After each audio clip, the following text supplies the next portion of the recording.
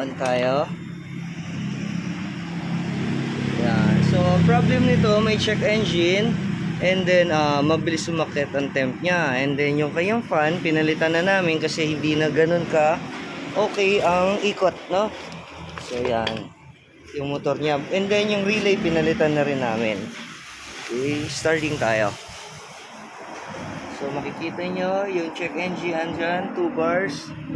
Hindi dapat mag 3 bars. Okay, ito. Okay, wala na yung kanyang check engine. And then, 2 bars. So, magpa-fan yan. Ayan, nag-fan na.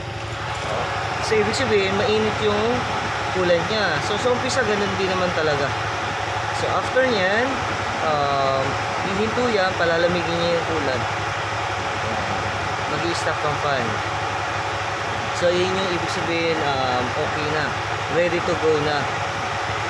Pwede nang patakbuhin to. Kasi hindi basta-basta paglagay din ng coolant.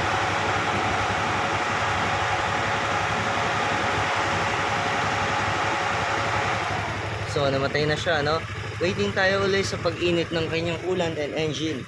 So, doon pa rin, 2 bars. Yan. Okay. Na-check engine. So, waiting tayo ulit minute. Medyo matagal lang.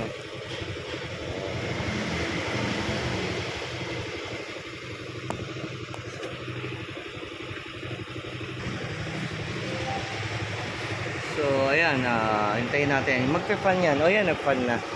Okay. So, gumana na uli yung kanyang fan. Pero 2 bars pa lang. So, normal yun sa exciting, no? Normal yun sa kanila. So, mamamatay uli yung fan kasi malamig na yung coolant niya. Okay. Hintayin natin mamatay, tapos check natin ang temp niya. So, goods na.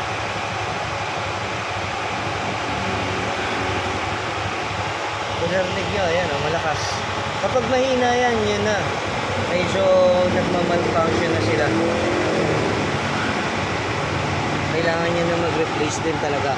Actually, umiikot pa to kanina yung fan niya. Pero hindi lagi. Nirekta ko na, hindi laging umaandar. So, umiikot pa rin yung fan niya. Ibig sabihin, mainit pa yung kanyang coolant. So, nag-stop na. Tignan natin yung temp. 2 bars. So, okay, goods. Ready to go. Okay na. Okay na, boss. Pwede mo na kunin yung motor mo.